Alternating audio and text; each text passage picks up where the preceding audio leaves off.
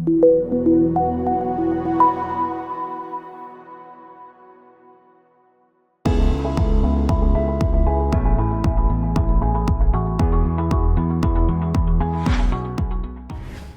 안녕하십니까. 한국신용평가 석유화학 담당 김호섭 연구위원입니다. 최근 미국과 이란의 전쟁으로 인해서 지정학적 리스크가 크게 확대된 상황입니다.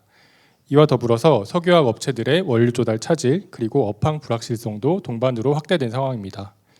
이러한 환경 변화 속에서 최근 업체들이 추진하고 있는 사업 재편이 반등의 계기가 될 수 있을지, 그리고 신용도에 미치는 영향은 무엇인지, 오늘은 이러한 내용들을 중심으로 발표를 진행하도록 하겠습니다. 발표 순서는 보시는 바와 같습니다. 먼저 전쟁이 석유화학 산업에 미친 영향, 그리고 사업 재편 시나리오와 기대 효과, 마지막으로 업체별 실적 및 신용도 전망에 대한 내용입니다.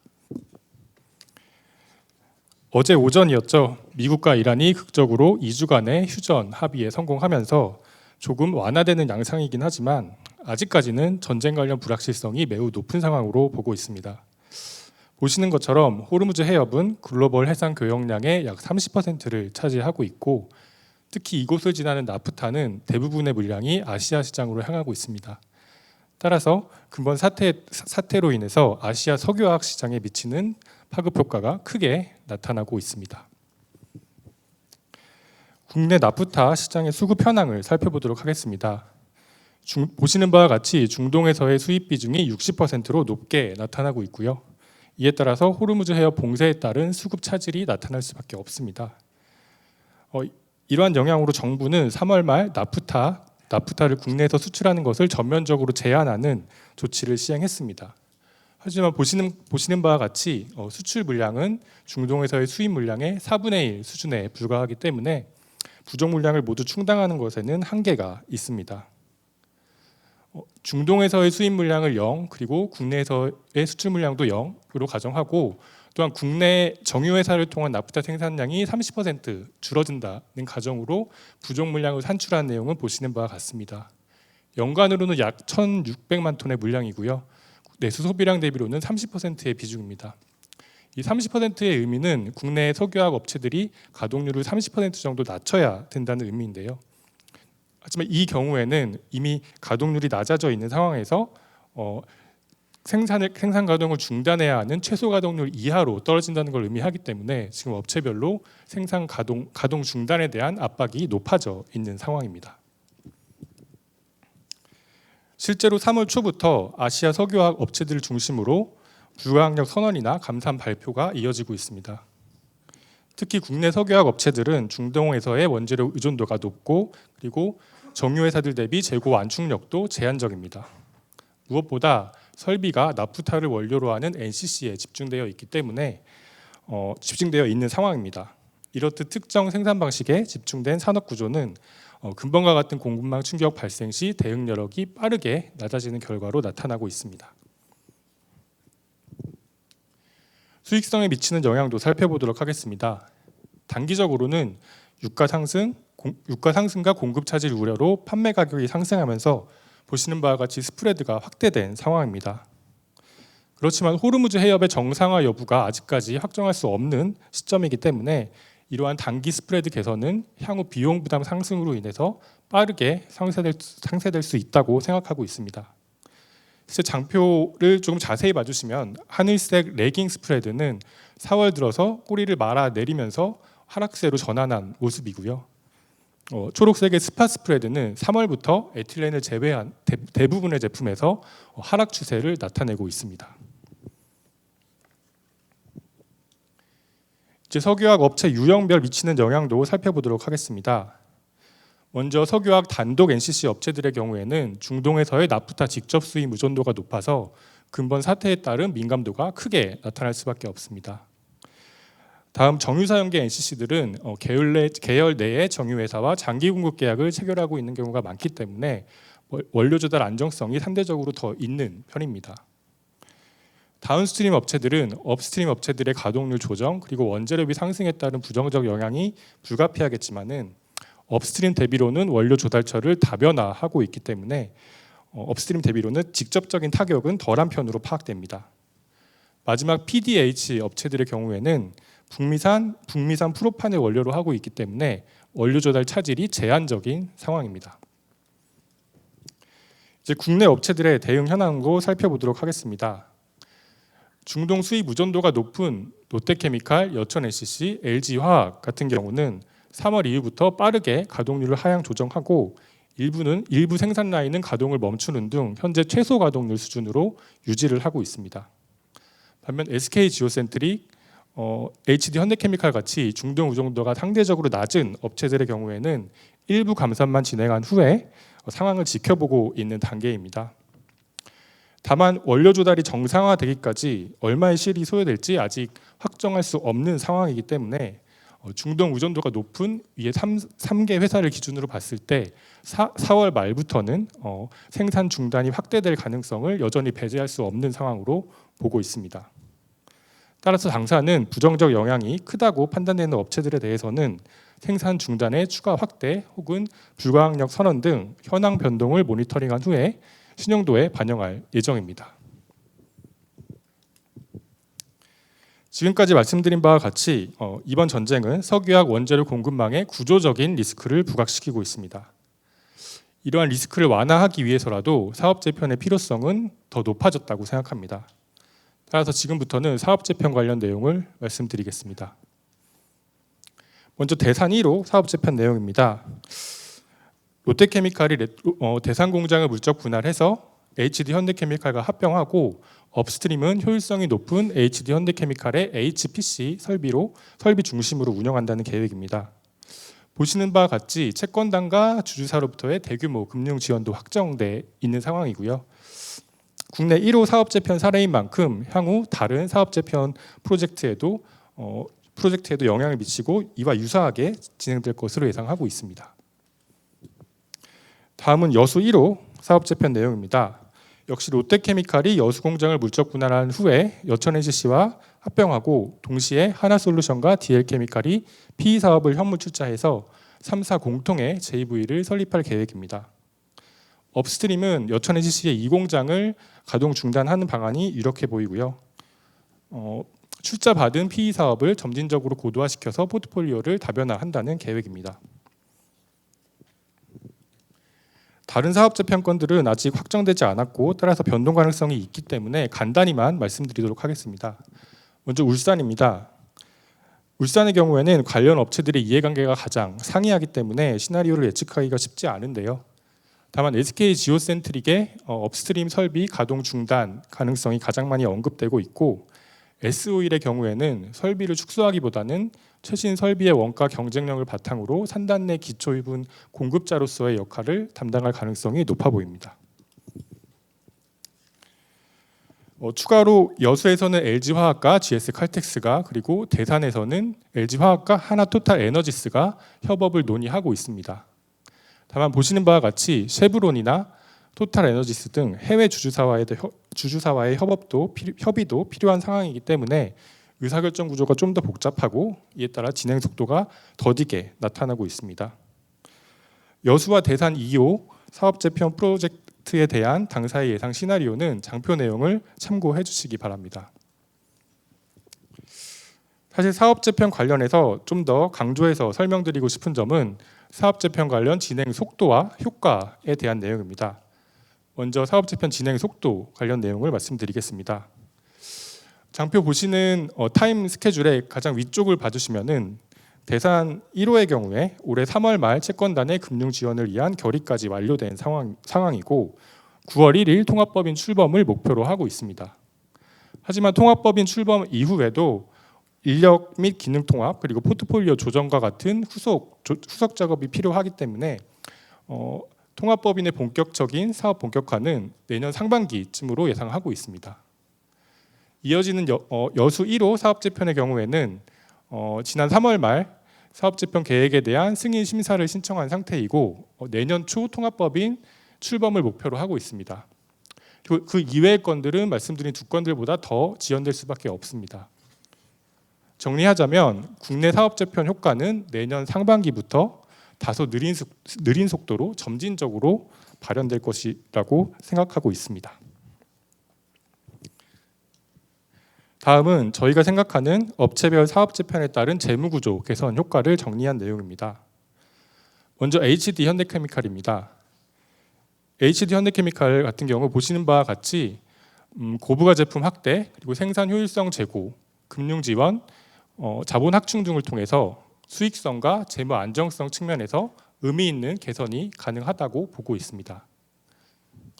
여천 HC의 경우에도 큰 방향성은 HD 현대케미칼과 유사하겠지만은 석유화학 업체 간의 통합이라는 점을 봤을 때 생산 효율성 개선은 HD 현대케미칼 대비로는 낮은 수준으로 보고 있습니다. 롯데케미칼의 경우에는 NCC 연결 손익을 제외함으로써 업스트림에서의 손실 축소가 가능하겠지만은 보시는 바와 같이 이관 차입금에 대한 자금 보충 제공, 그리고 추가 출자 부담 6천억 원 등을 감안하면 실질적인 재무 부담 축소는 제한적으로 보고 있습니다. 나머지 LG화학과 SK지오센트릭의 경우에는 롯데케미칼과 유사하게 NCC 손익과 자산 부채를 떼어내는 형태일 가능성이 높아서 재무구조 변화 또한 이와 유사하게 나타날 것으로 예상하고 있습니다. 정리하자면 통합법인 형태가 되는 HD 현대케미칼과 여천 NCC의 경우에는 재무구조 개선, 그리고 포트폴리오 고도화와 같은 명확한 수혜가 가능할 것으로 예상합니다. 반면 존속법인 형태인 롯데케미칼, LG화학, SK지오센트릭의 경우에는 손실 축소가 가능하겠지만 재무 부담은 상존할 것으로 보여서 통합법인 형태 대비로는 사업 재편 효과가 상대적으로 낮을 것으로 보고 있습니다. 이제 사업 재편에 따른 재무구조 개선 효과를 정량적으로 분석해 보도록 하겠습니다. 저희의 석유화학 산업 평가 방법론에 기반해서 등급별 적정 수익성과 재무 안정성 대비 실제 재무 지표가 어느 정도 괴리되어 있는지를 산출해 보았습니다.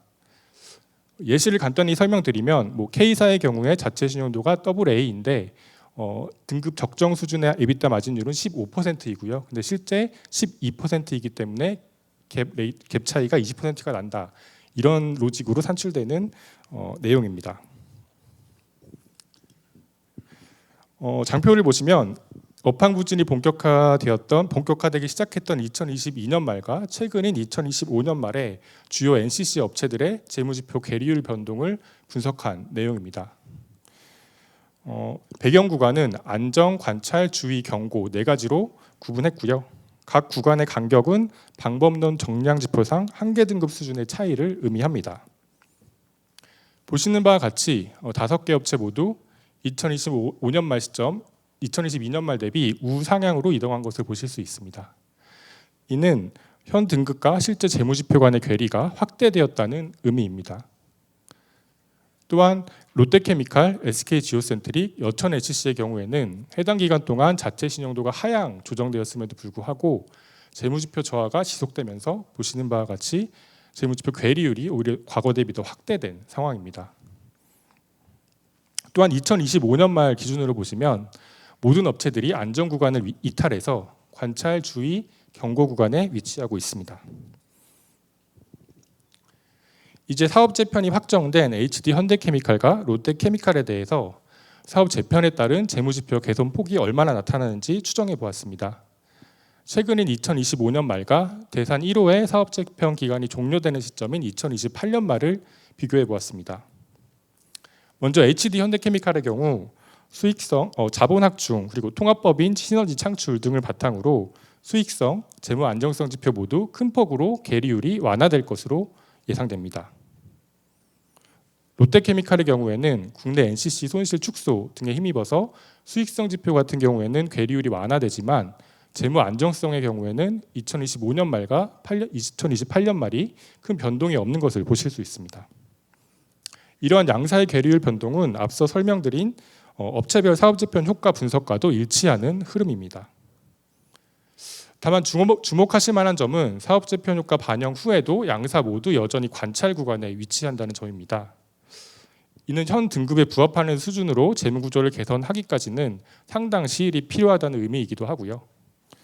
따라서 사업 재편의 긍정적인 효과에도 불구하고 재무지표 개선에 소요되는 시간이나 최근의 업황 불확실성 등을 감안했을 때 국내 NCC 업체들의 신용도 하향 압력은 여전히 큰 상황으로 보고 있습니다. 이제 마지막 파트입니다. 앞서 설명드린 원재료 조달 이슈 그리고 사업 재편 진행 상황 등을 반영해서 주요 NCC 업체별의 실적 및 신용도 전망에 대해 설명드리도록 하겠습니다. 분석 대상 업체는 총 5개인데 관심도가 높으실 거로 예상되는 LG화학, 롯데케미칼, HD 현대케미칼에 대해서 설명드리고 나머지 SK 지오센트릭과 여천 NCC는 장표의 내용을 확인해 주시기 바랍니다. 먼저 LG화학입니다. LG화학에 대해서는 시장 관심이 높으신 걸로 알고 있어서 조금 자세히 저희의 등급 논리와 전망에 대해서 설명드려 보고자 합니다. 우선 과거 다운사이클의 저점이었고 LG 에너지솔루션도 물적 분할되기 전이었던 2019년부터 2024년까지의 실적 흐름을 살펴보았습니다. 수익성 먼저 보시면은 2020년과 21년 코로나 팬데믹 이후에 석유화학 수요가 급증하면서 보시는 것처럼 이익 창출력이 확대되었지만은 이후 2024년까지는 수익성이 하락하는 추세를 보이고 있습니다. 다만 19년과 24년의 수익성 지표를 비교해 보시면은 24년 기준으로 봤을 때 29년 과거 저점 대비 수익성 지표가 더 하락하지는 않았고요. 오히려 에비타 창출 금액은 과거 대비 확대된 것을 보실 수 있습니다. 이는 석유화학의 부진을 에너지솔루션이 충분히 보완해주는 양상이었기 때문입니다. 반면 장표 가운데를 보시면 연결 기준으로 재무부담을 봤을 때 2024년 말 순차입금이 19조 원까지 크게 증가하였고 이로 인해서 커버리지 지표도 과거 대비로는 저하된 상황입니다. 다만 오른쪽에 에너지솔루션을 제외한 기준으로 보시면 에너지솔루션의 지분 가치까지 감안한 실질 재무부담의 상승은 제한적이었던 상황이었습니다. 당사는 이러한 LG화학의 수익성 방어력, 재무적 완충력, 그리고 에너지솔루션의 이익 창출력 개선 전망 등을 근거로 해서 작년 정기평가 시 LG화학의 등급과 신용 등급과 전망을 유지하였습니다. 이제 2025년의 수익성 흐름을 살펴보도록 하겠습니다. 오른쪽 그래프를 봐주시면 석유화학 부문의 경우에는 업황 부진에도 불구하고 다운스트림 제품의 경쟁력 등을 바탕으로 해서 3분기 소폭이지만 영업이익을 기록하는 등 동종 업계 대비로는 양호한 수익성 추이를 보였습니다. 다만 4분기에 들어서는 보신 바와 같이 스프레드 축소 그리고 해외 사업장에서의 비용 증가 등의 영향 때문에 손실 규모가 크게 확대되었습니다. 가운데 첨단 소재 부분은 양극재의 비중이 큰데요. 전방 2차 전지 업체들의 보수적인 재고 운영 영향으로 보시는 바와 같이 2025년 들어서 영업이익 감소 추세가 지속되었고 4분기 들어서는 영업 적자까지 전환한 상황입니다. 오른쪽의 에너지솔루션의 경우에는 북미 신공장 가동 개시와 이에 따른 AMPC 수혜 확대 등으로 보시는 바와 같이 3분기까지 이익 규모 증가 추세가 지속되었고 연간으로도 전년 대비로는 영업이익이 증가하였습니다. 하지만 4분기 들어서는 역시 북미에서의 전기차 구매 보조금 종료 그리고 ESS 공장 관련 초기 비용 발생 등으로 인해서 역시 영업 적자로 전환한 모습입니다. 수익성 흐름을 정리해 보자면 3분기까지는 나쁘지 않은 흐름이었지만은 4분기 들어서는 주력 사업 부분이 모두 영업 적자로 전환하면서 연간 기준으로 봤을 때 LG 에너지 솔루션을 제외한 기준으로 사상 첫 영업 적자를 기록하는 등 실적 방향성이 악화된 상황입니다. 다음은 2025년의 재무부담 변동 추이입니다. 먼저 왼쪽 그래프 보시면 LG 에너지 솔루션을 제외한 기준으로 2025년 말 순차입금은 전년 말 대비 감소했습니다. 이는 에너지 솔루션의 지분 매각 그리고 수차례 사업 양도에 따른 영향입니다. 반면 에너지 솔루션 기준으로는 북미 설비 확장 관련 대규모 투자 그리고 금융 비용 부담, AMPC 분배금 자금 소요 등의 영향으로 보시는 바와 같이 2024년 말 대비 순차입금 증가폭이 더 크게 나타났습니다. 결국 본사에서는 재무부담이 감소했지만 에너지솔루션의 재무부담 증가폭이 이를 상회하면서 오른쪽 그래프에서 보시는 것처럼 연결 기준 순차입금이 추가로 증가했고 재무 안정성 지표도 저하된 상황입니다. 이제 LG화학의 실적 추정에 대한 내용을 설명드리겠습니다. 2020년 LG화학의 연결 수익성은 작년 대비 낮아질 것으로 예상합니다. 석유화학 부분이 공급 과잉이 누적된 가운데 최근 원료 조달 리스크로 인해서 가동률 조정 부담이 더해졌고 말씀드린 것처럼 사업 재편 논의도 지연되고 있는 상황입니다. 에너지솔루션은 북미 등지에서의 전기차 수요가 약화된 점이 부담 요인이고 이러한 것들이 본사 첨단 소재 부분까지 영향을 미치면서 당분간 실적 부담이 이어질 것으로 보입니다. 또한 등급 대비 높은 수준의 재무 부담이 이어질 것으로 예상합니다. 올해부터 에너지솔루션 지분 매각을 시작하기로 했고 또 혼다 JV 관련 유형자산 매각도 계획되어 있습니다. 이러한 영향으로 2026년 말은 전년 말 대비 연결 기준으로 순차익금이 감소할 것으로 예상하고 있습니다. 하지만 에너지솔루션 지분 매각은 2030년까지 단계적으로 진행될 예정이고 투자 규모 조절에도 여전히 연결 캐펙스는 영업 창출 현금을 상회할 것으로 예상됩니다. 따라서 오른쪽 그래프에서 보시는 것처럼 2026년 말 이후에 추가로 차입금을 축소하기는 쉽지 않을 것으로 추정되고 있습니다. 결론적으로 2025년에 실적까지 공시된 현재 LG화학의 신용도 부담은 과거 대비 확대된 상황으로 판단하고 있습니다. 다음은 롯데케미칼에 대한 내용입니다. 롯데케미칼은 2025년까지 기초화학 그리고 전지 소재 부분의 실적 부진이 지속되었던 상황에서 올해부터는 사업 재편이 개시되면서 국내 NCC에서의 손실 축소가 가능할 것으로 예상됩니다. 그렇지만 LCI나 타이탄 같은 해외 NCC에서의 실적 부진은 당분간 지속될 것으로 보이고요. 원재료 수급 차질에 따른 가동률 하향 조정 그리고 전방 전기차 수요 악화에 따른 전지 소재 부분의 실적 개선 제약 이런 것들도 부담 요인이 될 것으로 보입니다. 이런 것들을 종합적으로 감안했을 때 왼쪽에서 보시는 것처럼 LG화학 연결 기준으로 단기간 내 영업 흑자로 전환하기는 쉽지 않은 상황으로 추정합니다. 또한 재무 부담 쪽을 보시면 투자 규모 조절과 사업 재편 과정에서의 차입금 이관으로 인해서 2026년 말 차입금은 명목 차입금은 전년 말 대비 감소할 것으로 예상됩니다. 그렇지만 구매 카드 유동화나 PRS 계약 등 차입금 성격의 자금 조달 그리고 이관 차입금에 대한 자금 보충 제공, 통합법인에 대한 6천억 원 추가 출자 부담 등을 감안했을 때 실질 재무 부담에 대한 축소는 제한적일 것으로 예상하고 있습니다. 정리해서 말씀드리자면 롯데케미칼은 장기간 손실이 지속되는 가운데 실질적으로도 재무 부담 축소가 쉽지 않을 것으로 예상되기 때문에 신용도 부담은 여전히 큰 상황으로 판단하고 있습니다. 다음은 HD 현대케미칼에 대한 내용입니다. 2025년 유가 하락으로 인해서 정유 부분의 수익성이 저하되었고 석유화학 부문도 방향족 스프레드 축소로 인해서 보시는 바와 같이 손실 규모가 크게 확대되었습니다. 실적 부진이 이어지는 가운데 금융 비용 부담과 손실 누적으로 인해서 오른쪽 그래프에서 보시는 것처럼 차입금이 증가했고 부채 비율 또한 급등하는 등 재무 구조가 악화된 상황입니다.